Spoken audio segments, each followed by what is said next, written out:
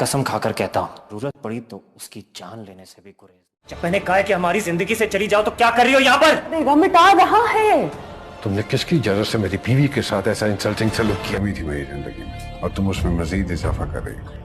Bismil drama पहले से भी ज़्यादा इंटरेस्टिंग हो चुका है। जिस तरह रेहाम और मूसा को टीटी ने इंसल्ट कर करके अपनी ज़िंदगी से अच्छा खासा दूर कर दिया है, दोनों ही माँ बेटा बहुत ज़्यादा हर्ट हो चुके हैं। रेहाम तो समझ चुकी है कि इस वक्त टीटी को छोड़ना गलती होगी और यही बात वो मूसा को समझा चुकी है, मगर मूसा जो कि कुछ समझना ही नहीं चाहता, इस बार भी टीटी के सामने खड़ा हो जाएगा।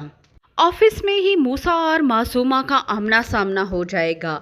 मासूमा को ऑफिस में देखकर मूसा अपने आप पर काबू नहीं रख पाएगा और चिल्ला पड़ेगा कि तुम यहाँ पर क्या करने आई हो? तुम में ज़रा सी भी अगर इज़्ज़त है तो अपने मरे हुए बाप की इज़्ज़त बचाते हुए तुम यहाँ से निकल जाओ।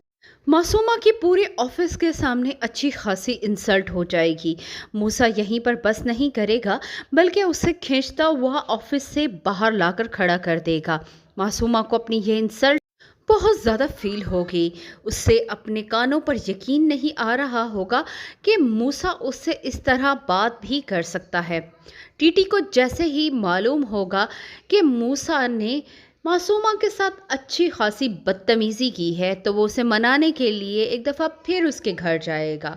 यहाँ पर आकर मासूमा उसके कान भरना शुरू हो जाएगी कि तुम्हारा बेटा अब तुम्हारे सामने आकर खड़ा हो चुका है, तुम्हारे फैसलों के ख़िलाफ़ बोलना सीख चुका है और अगर यही कुछ चलता रहा तो जल्द ही वो तुम्हें इस कंपनी और हर चीज़ से बेदखल करके ख़ुद इसका मालिक बन बैठेगा।